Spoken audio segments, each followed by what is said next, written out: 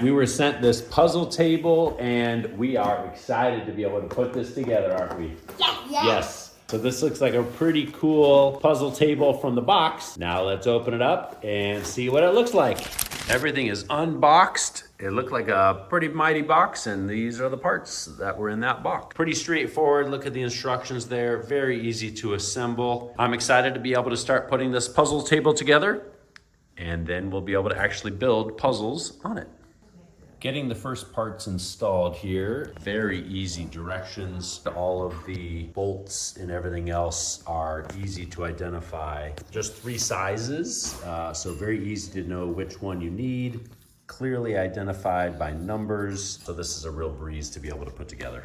All right, the wheels are going on now. The instructions are so easy to follow. This table goes together very easily. Comes with all the tools that you need, whether it's this tool to be able to tighten the wheels on or the hex key to be able to tighten the bolts on. This thing's gonna look beautiful when it's all done. One of the items to consider when you're putting the wheels on is having the locking wheels in the area that you're gonna be sitting, which in this sense will be forward here, with this shelf being what you would set things on. I would sit on this side of the table to be able to have. So having both locking wheels on the same side makes sense from that perspective. So just make sure when you're going through, thinking about how you're going to be sitting, if you have this sit in front of you, to have the locking wheels both together in front of you. The base is assembled here. One thing you want to make sure that you're aware of is installing the base. So we're going to say this is the front because this is where the locking wheels are. And you're going to have the hinges mounted on that same side so that the table can angle towards you when you have it pivoted up. So it has kind of an easel function on it. So you want to make sure that when you have it in the easel function, that it is able to go up towards you. So having the locking wheels on the same side as the hinges will provide that insurance that it is facing the proper way. All right, we're getting the final bolts installed here. One of the things I found that was to be able to get the 4 bolts installed on this, these 2 were easy to be able to install and line up. And then these 2 over here were very tight. So I had to kind of put some pressure after I got these 90% in. I had to really pull on this side or put pressure over here with one hand while I get the screw to thread in properly, because we definitely don't want to cross thread it. So just made sure that I did it and just do it by hand to make sure that it lines up properly. Be aware that that was one quirk that I found. Otherwise, everything else went very easy on the assembly. We're wrapping up the final details on the base, and then we'll get the little pins on the table part put here and assembled. All right, we have the table constructed here, turned around. Then you have the tensioners that you put on here. Just go just until they're snug. You don't go really tight. And that's just so that you can adjust the height of the table here if you wanted it to go higher or lower depending on where you are. So they're only gonna go until they're just getting just snug, and then you stop. You do 2 on this side and then the 2 on this side, and then we'll get with the drawer pulls installed on there as well.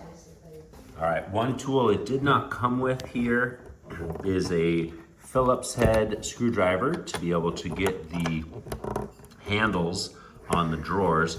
And they're pretty tough to get on there, so just be aware of it being tough to get on and matching up with the screw hole. So you go through and get it lined up, and then we're done with that one. All right, so the drawers come with the plastic little strap on here for you to be able to get the drawer open until you're ready to get the drawer pull installed. So you just go through, take a scissor to be able to get that off, or if you wanted to, you could break it off with your fingers, just to know that it does kind of hurt sometimes when you do that. So you go through, put the screw through the hole that is already installed in there. And one of the fun things is you can have your kids help you use the screwdriver to tighten it the rest of the way. All right, it's all coming together really nicely. And then we have these peel and stick puzzle savers. So it preserves 1,000 piece puzzle. So you can use these to be able to go on your puzzle, to be able to keep them together when you're using them. So that's pretty cool that these are great to be able to use. And then they're peel and stick. So each package includes enough adhesive sheets to preserve any puzzle piece count up to a finished footprint of 6.6 by 15 inches. We have these together, and then this is how you get it to come up if you wanted to use the easel feature. One thing I noticed on this one here is actually the felt is stuck onto the table itself. So that was preventing it from coming up. So it was a little excessive felt on there.